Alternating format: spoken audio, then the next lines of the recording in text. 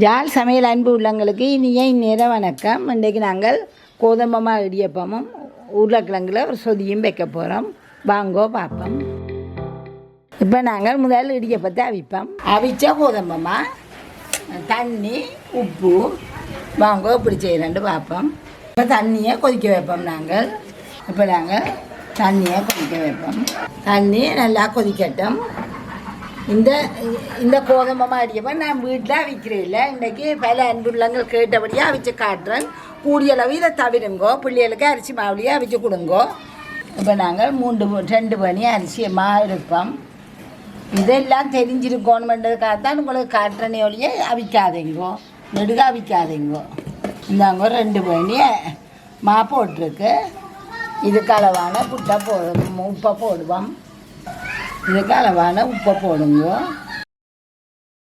இப்போ நல்லா பொங்கிட்டு பிறகு தண்ணி 4 பக்கம் பூவை வருது.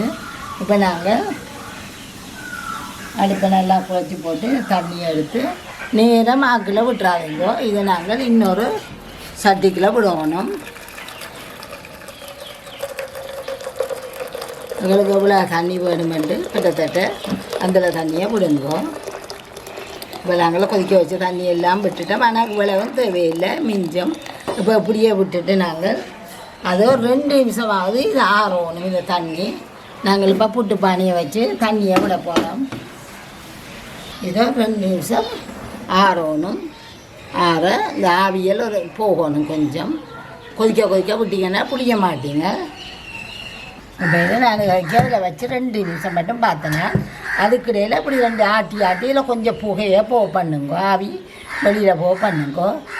2 நிமிஷம் மட்டும் விட்டுட்டு இப்படி ஆட்டி கொஞ்சம் இதை கொஞ்சம் கொஞ்சமாக இதுக்குள்ள நாங்கள் உப்பு போட்டு நாங்கள் அது ஒரு கவடி கிளறி போட்டு கொஞ்சம் கொஞ்சமாக விட்டு கிளற போகிறோம். நீங்கள் கொதிக்க முக்கியத்தில் எடுத்து விட்டீங்கன்னா நீங்கள் புளிய மாட்டீங்க. மா அவிஞ்சுவோம். இப்படியே கொஞ்சம் கொஞ்சமாக விட்டு இதை குழைச்சி நீங்கள் இப்படி சரியால் செய்து கொண்டிருக்கவே அது உருண்டு ஒரு போலை மாதிரி வரும். அது மட்டும் தண்ணியை கொஞ்சம் கொஞ்சமாக விட்டு குழையுங்கோ. இப்படின்னா குழைச்சி கொண்டு கேட்கலாம். உங்களுக்கு தெரியும் தானே உருண்டு வருது. அந்த பதம் பெறும் மட்டும் நீங்கள் செய்யுங்கோ. இதுதான் இடியப்பமா பதம். இப்போ தொட்டு பார்த்தீங்கன்னா நல்லா பூ போட இருக்கும். நாங்கள் எடுத்த தண்ணியில் இவ்வளோ தண்ணியும் மிச்சம் வந்தது. எல்லாத்தையும் பிடியில்லை. நாங்கள் எடுத்த தண்ணி இவ்வளோ மிச்சம் வந்தது.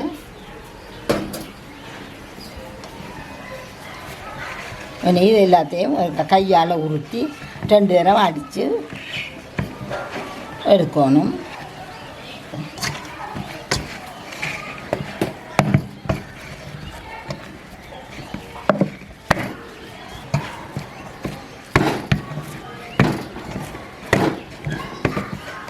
2 3 பேர் நல்லா அடிச்சுக்கிட்டா இல்லாமாவும் சேர்ந்து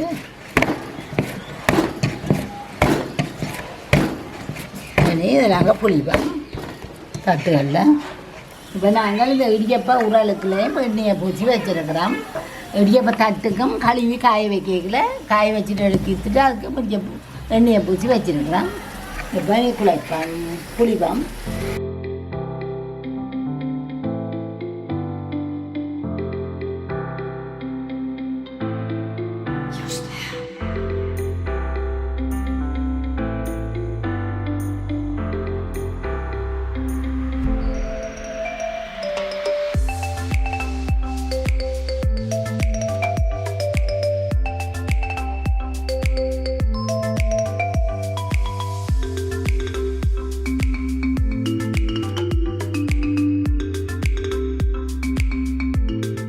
இதே மாதிரி எல்லாத்தையும் புளிஞ்செடுங்கோ. இப்போ நாங்கள் எல்லாத்தையும் அடுப்பில் வைப்போம்.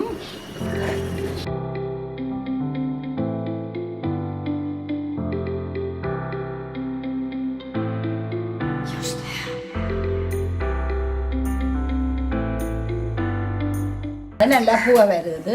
நாங்கள் இதை இறக்குவோம்.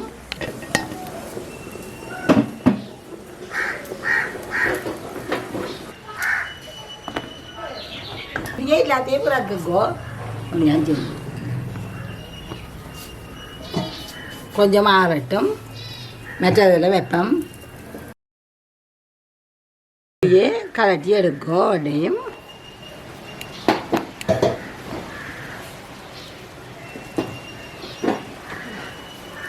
அடுத்த 2ஆம் தரம் வைப்போம். இது முதல் தரம் வச்சதை கலட்டி எடுத்துட்டோம். இப்படியே எல்லாத்தையும் அவிச்சு எடுப்போம். இல்லை கடைசியானையும் அவிச்சு இறக்கிட்டோம். எல்லாத்தையும் பிறக்கி அடுக்கிட்டோம். இப்படியே மென்மையாக வரும். உங்களுக்கும் இதே மாதிரி அவிச்சிங்களா கொதி தண்ணியை விட்டுறாதீங்கோ. இதே மாதிரி செய்யுங்கோ. இப்படியே வரும். இதுக்கு நாங்கள் இப்போ ஒரு சொதி வைக்க போகிறோம். வாங்கோ அதையும் பார்ப்போம்.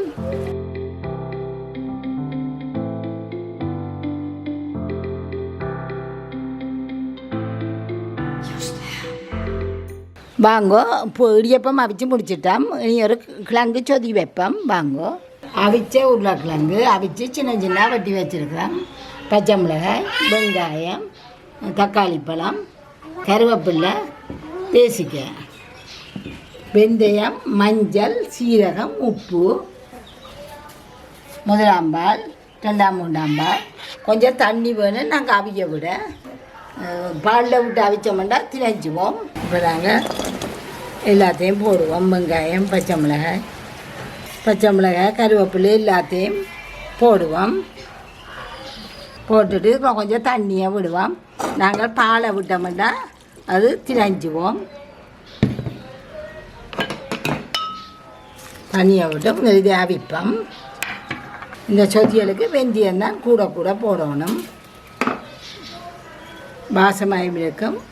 அதோட உடம்புக்கு நல்லா உப்பு, மஞ்சள். இப்போ அடுப்பை பற்ற வைப்போம்.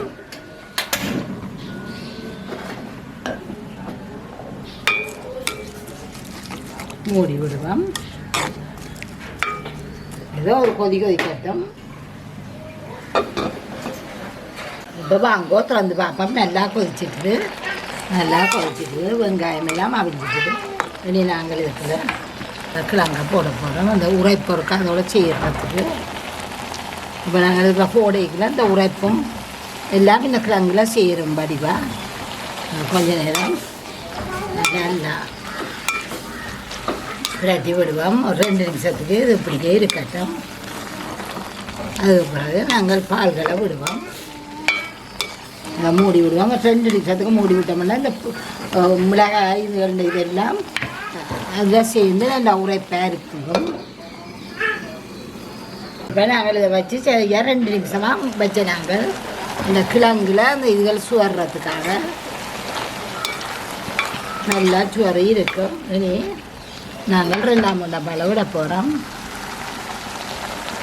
இதை விட்டோம்னா கொஞ்சம் அங்காளிங்கால போகாமல் நிற்கணும். இது பால் திரிய பார்க்கும். கொஞ்சம் பக்கத்துலேயே நில்லுங்கோ. புளி விடாட்டி பால் திரையும் பக்கத்துலேயே நின்று பார்த்து கொண்டு இருக்கணும்.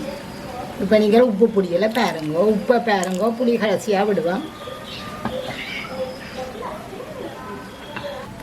பக்கத்துலேருந்து திராவி கொண்டு இருக்கணும். இல்லாட்டி திரஞ்சுவோம். எல்லா பாலும் திரஞ்சு வரும்.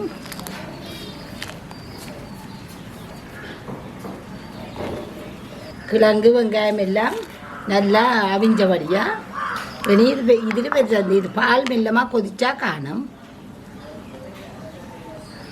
கொதிக்க துவங்கிட்டு நாங்கள் 1ஆம் பாலை விட போகிறோம்.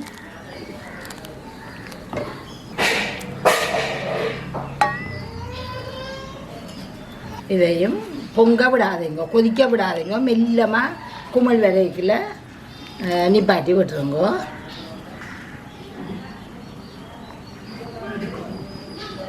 இப்படி பாலை விட்டுட்டீங்கன்னா அங்காலையெல்லாம் போயிடாதீங்க.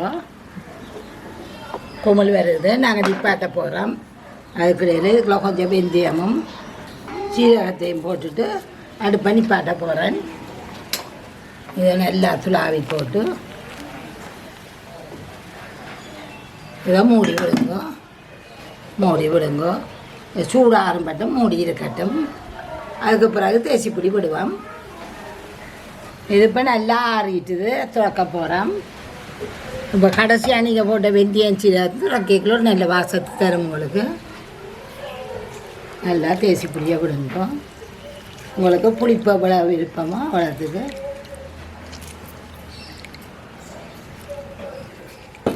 பாதியில் பாதியாத வாசலவு விட்டு நான் எனக்கு காணும்.